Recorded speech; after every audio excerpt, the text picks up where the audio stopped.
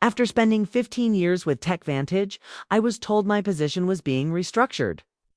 Marjorie Thompson, with a hint of satisfaction, made the announcement from across the small conference room, accompanied by Denise from HR. Both of them wore expressions of practiced corporate regret. Denise added, "The company is moving in a new direction," as she slid a manila folder across the table. She explained that while my contributions were valuable, the research division was being consolidated. Under the product development team, I accepted the folder, knowing it contained the usual severance package, 2 weeks of pay for each year of service, 3 months of continued health coverage, and a list of career counseling resources I would never use. "I completely understand," I replied, my voice calm and steady. "These decisions are never easy." A look of relief passed between them. They had clearly been bracing for an outburst of tears, anger, or protests. After all, I was a 55-year-old woman being pushed out of a tech industry that valued youth over experience. They had no idea I had been expecting this moment for weeks, ever since a misdirected email appeared in my inbox the previous month.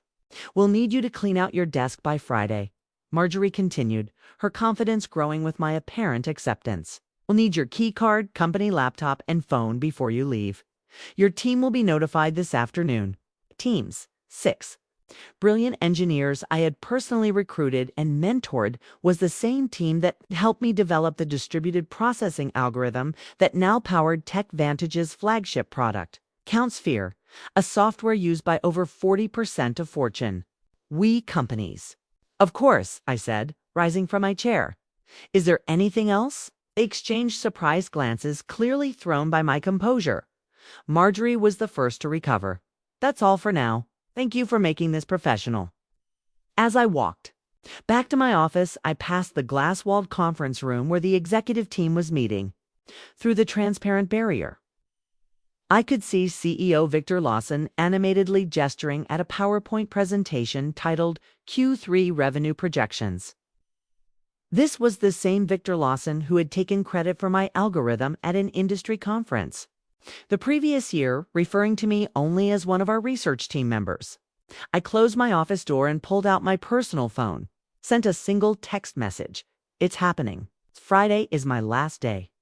The immediate response was, "Perfect timing. Contracts are ready. Dinner tonight to finalize details." I smiled, looking at the calendar on my desk.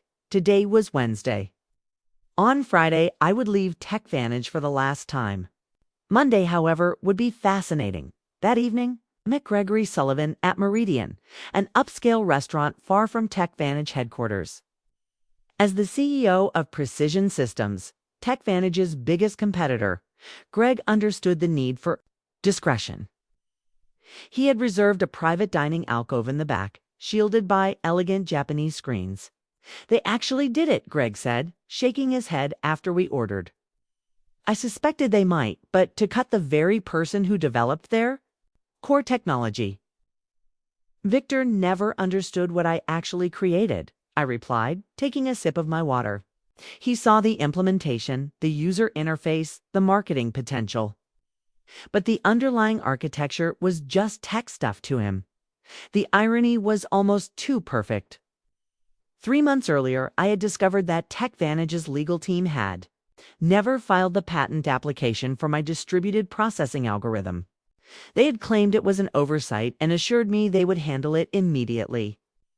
But their response had seemed off, prompting me to check the company's internal documentation. That's when I found a strategy memo outlining plans to claim the algorithm as company-developed technology without specific inventor attribution.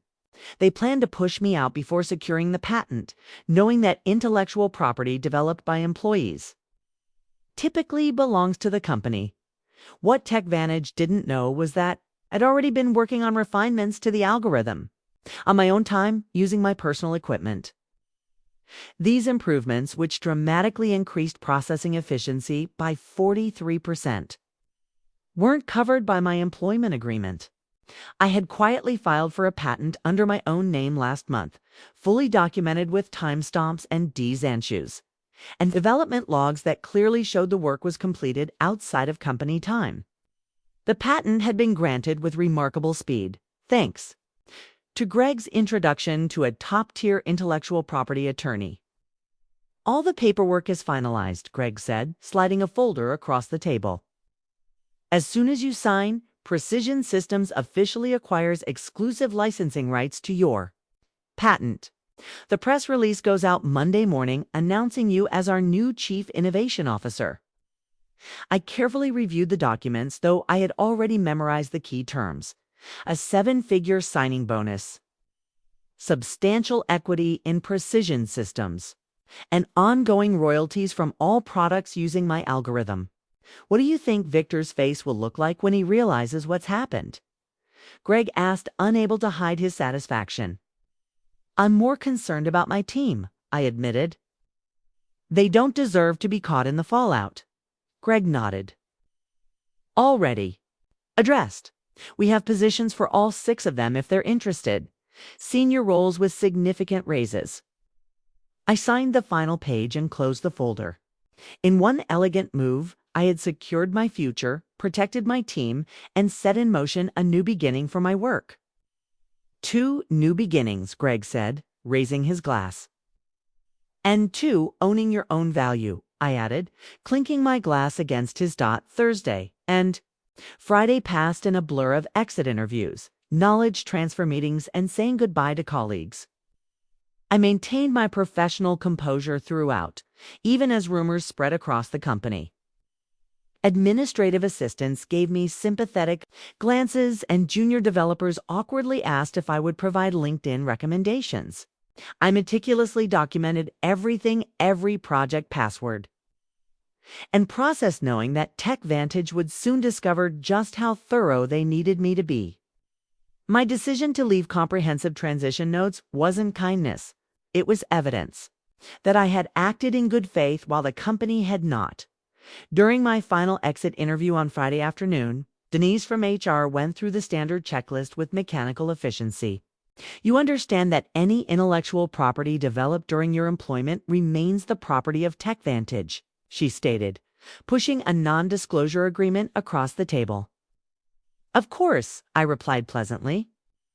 Anything developed within the scope of my employment using company resources during company time.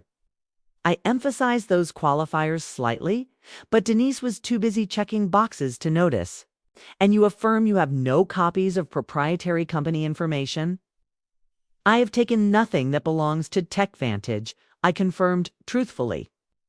The patent was mine, after all, as I packed the personal items from my desk. Family photos, a collection of conference badges, the coffee mug my team had given me. Marjorie stopped by. Leaning against my doorframe with artificial casualness, she said, I just wanted to check that everything's clear for your departure. Crystal clear, I replied, wrapping a small award I had received for the very algorithm now at the center of my plans. The irony wasn't lost on me as I carefully placed it between layers of tissue paper. You know, Kira, these restructuring decisions are never personal, Marjorie continued.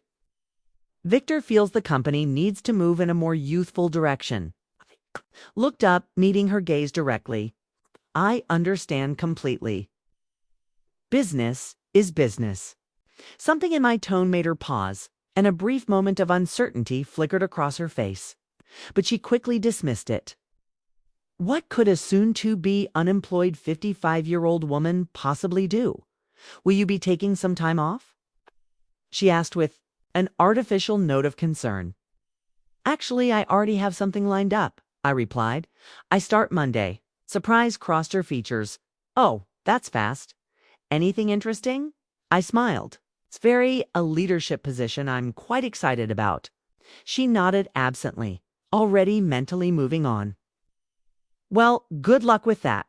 As I walked out of TechVantage's glass headquarters for the final time, keycard surrendered and personal belongings in tow, I took a moment to look back at the building where I had spent 15 years. On the top floor, I could see the executive Conference room lit up for an evening meeting, likely discussing how to redistribute my responsibilities among younger, less experienced, and significantly less expensive staff. Little did they know that in less than 72 hours, that same room would be hosting an emergency crisis meeting instead. Monday morning dawned bright and clear. I dressed carefully in my new charcoal suit, a power outfit I had purchased specifically for this day. The Precision Systems town car arrived precisely at 7:30 a.m. to take me to their headquarters, where I would start my first day as Chief Innovation Officer. The press release went live at 7 a.m. Greg informed me as I settled into my new corner office with floor-to-ceiling windows. Industry newsletters are already picking it up. The announcement had been crafted with strategic precision. Precision Systems acquires exclusive rights to revolutionary processing algorithm. Welcomes creator Dr. Kira Jennings as Chief Innovation Officer. It detailed my background, emphasized my role as the sole inventor of the patented technology, and outlined how Precision Systems would be integrating the algorithm into their next generation of products. Most importantly, it clearly stated that any company currently using the technology would need to negotiate licensing agreements with Precision Systems. Moving forward, at precisely 9:15 a.m., my phone lit up with the first text from my former team at TechVantage. Complete chaos here. What did you do? This was from Miguel, my lead developer. I smiled, typing back. Check your personal email. All 6 of you have offers waiting. Meanwhile, 8 miles away at TechVantage headquarters, the scheduled Monday morning executive meeting was undergoing a dramatic transformation. According to Miguel's play-by-play updates, Victor had arrived at the office to find the company's general counsel and chief financial officer waiting at his door, both looking ashen-faced. The industry announcement had hit their inboxes simultaneously, setting off immediate alarms. By 9:30 a.m., what should have been a routine start-of-week meeting had morphed into an emergency crisis session. Board members were calling in remotely, and the legal team was frantically reviewing my employment contract and the documentation around the algorithm's development. They're pulling every file with your name on it, Miguel reported. Someone just wheeled in all the servers from the research division for the tech team to analyze. I could picture the scene perfectly. Victor pacing the conference room, demanding explanations from Marjorie and the legal department. The stock would already be responding to the news. Investors hated uncertainty, and the announcement had created plenty of it. At 10:45 a.m., I received an email from Victor himself, the desperation practically emanating from my screen. Kira, there appears to be a misunderstanding. Please call me at your earliest convenience to discuss. I forwarded it to Precision Systems' legal team without responding.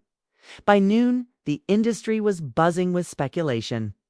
TechVantage's stock had dropped 7% since the market opened, while Precision Systems had seen a 12% increase. 3 different technology journals had requested interviews with me about the strategic coup that had shaken the accounting software industry. How are you feeling? Greg asked, stopping by my office as I settled in. Validated, I replied honestly. 15 years of watching others take credit for my work, of being told I should be grateful just to have a seat at the table, and now, finally, recognition. My new executive assistant appeared at the door. Dr. Jennings, the development team is ready for you in the main conference room, and she hesitated. TechVantage's CEO has called 4 times in the last hour. Please, let him know I'm in meetings all day, I replied calmly. I'll have our legal team reach out to discuss licensing options later this week. As I walked toward my first meeting as Chief Innovation Officer, my phone buzzed with another update from Miguel. Board just called emergency session. Victor looks like he's about to explode. P.S. My team and I accept your offer. When can we start? By Tuesday morning, the full impact of my departure had become clear to everyone at TechVantage. Their flagship product, AccountSphere, relied entirely on my algorithm to process the massive datasets that gave it an edge over competitors. Without licensing rights to my patent, they faced two equally unpalatable options: negotiate with Precision Systems or rebuild their core technology from scratch, a process that would take years and millions in development costs. Victor has called an all-hands meeting for 2 p.m., Miguel texted. It was his last day at TechVantage. He and the rest of my former team would be starting at Precision Systems next Monday. Rumor is they're going to try to sue you. I forwarded his message to our legal department, who responded almost immediately. Let them try. Your documentation is impeccable. Development logs, timestamps, personal equipment usage, all clearly established. We've prepared for this scenario. Meanwhile, I was settling into my new role with remarkable ease.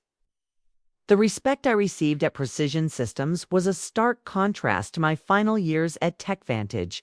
When I spoke in meetings, people actually listened. My ideas weren't repackaged by male colleagues and presented as their own. My age and experience were viewed as assets rather than liabilities. The engineering team is implementing your efficiency improvements, Greg informed me during our afternoon briefing.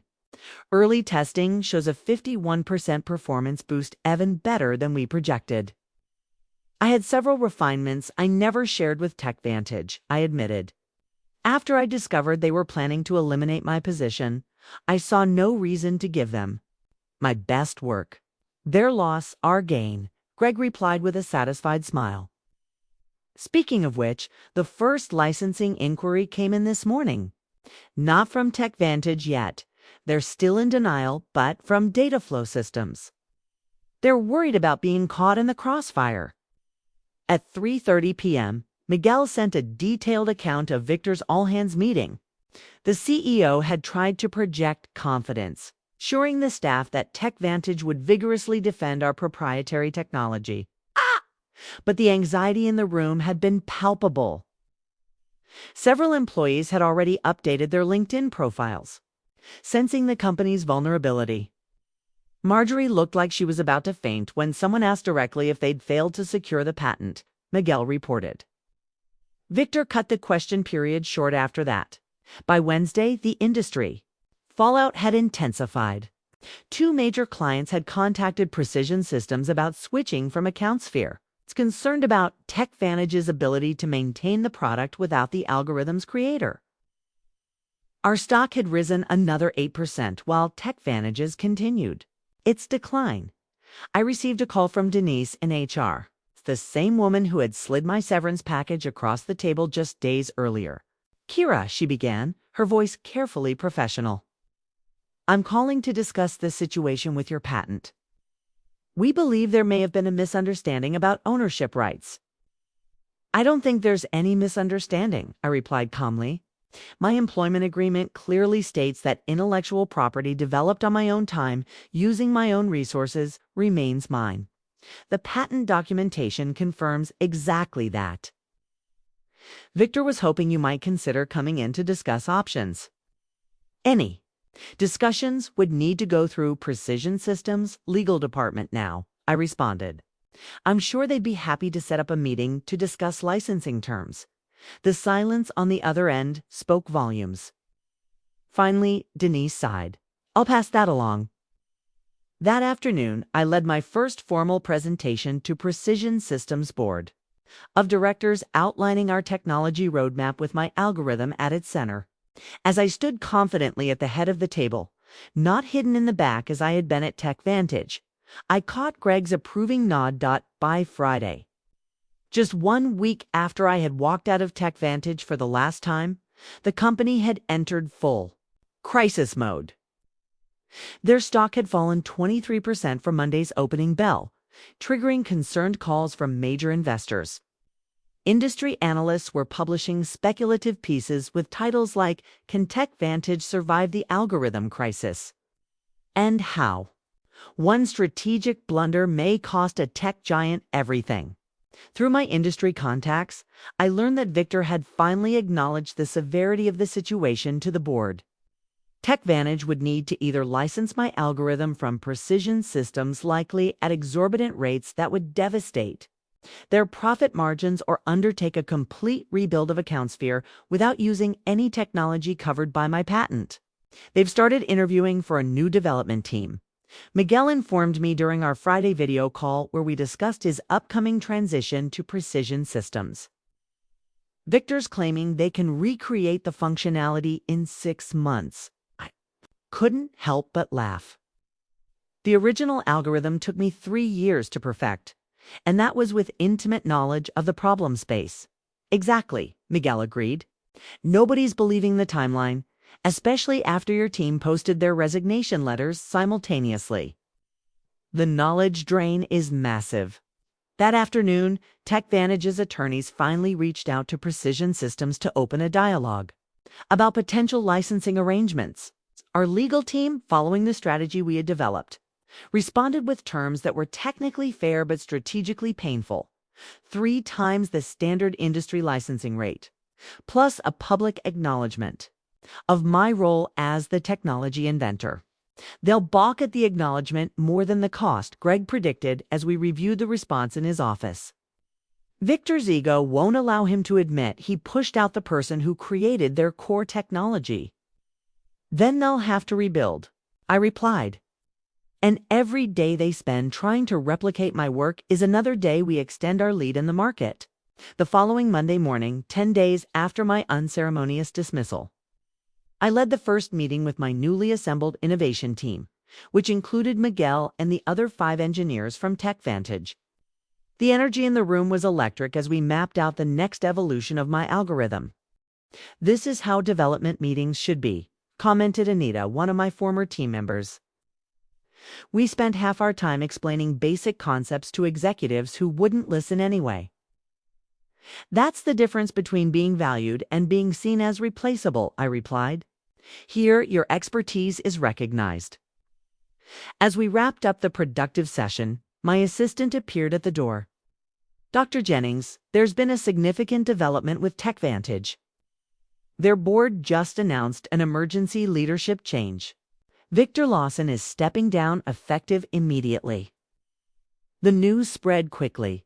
Within hours, industry publications were reporting that TechVantage's board had lost confidence in Victor's leadership following the patent oversight that threatened the company's flagship product. Marjorie Thompson was also out, along with the head of legal who had failed to properly secure the patent. That evening, I received an unexpected email from Richard Donovan, TechVantage's newly appointed interim CEO. Unlike Victor's desperate message from the previous week, this one was straightforward and respectful. "Dr. Jennings, congratulations on your new position. I've been brought in to help TechVantage navigate the current situation. I'd like to discuss a fair licensing arrangement for your patented technology.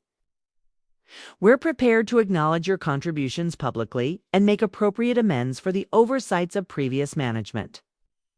Would you be available to meet next week?" I forwarded the email to Greg, adding a simple note: "Phase 1 complete." His reply came quickly, beautifully executed. "The board is celebrating your first major victory for Precision Systems. Looks like TechVantage is finally learning an expensive lesson about valuing innovation and innovators." 3 months after my departure from TechVantage, I sat on the stage at the National Technology Innovation Conference, preparing to deliver the keynote address.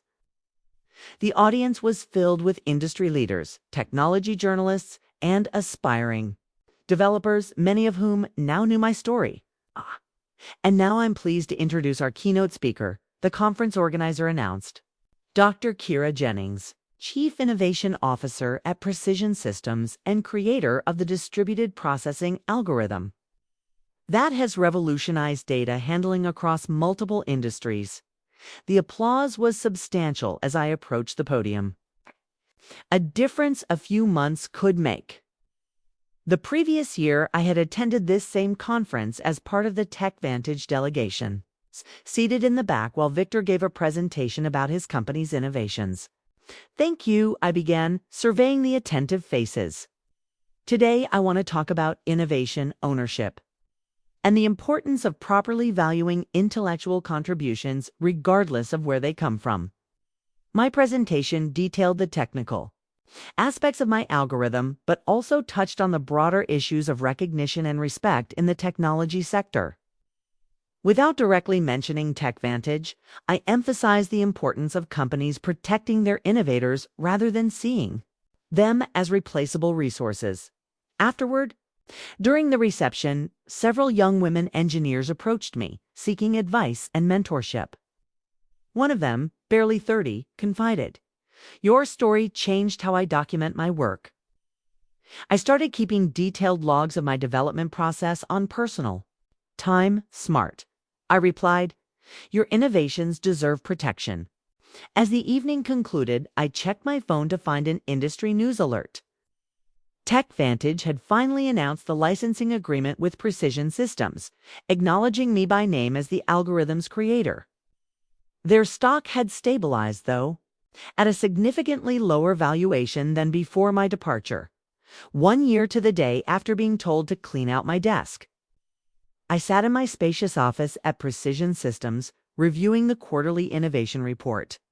Under my leadership, the company had released 3 groundbreaking products built on my algorithm, capturing significant market share from TechVantage and other competitors.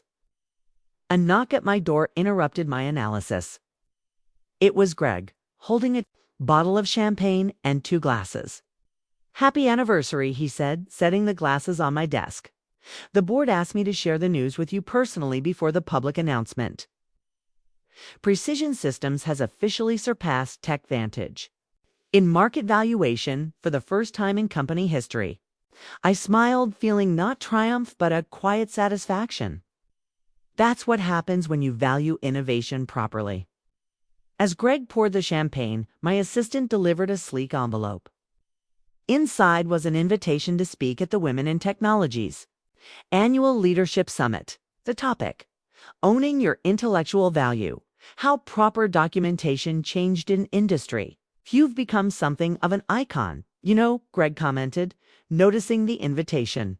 "The story about the executive who didn't recognize what she had until it was gone has become a cautionary tale in corporate boardrooms." Richard Donovan, who had remained as TechVantage's CEO after the crisis, had implemented sweeping changes in how the company recognized and rewarded innovation. Their new policies on intellectual property protection and inventor recognition were reportedly modeled after the program I had established at Precision Systems. "It was never about revenge," I said, raising my glass in a toast. "It was about recognition, about showing the industry that innovation isn't anonymous, okay? It comes from real people who deserve real credit." "To proper recognition," Greg agreed, clinking his glass against mine as the afternoon sun streamed through my office window.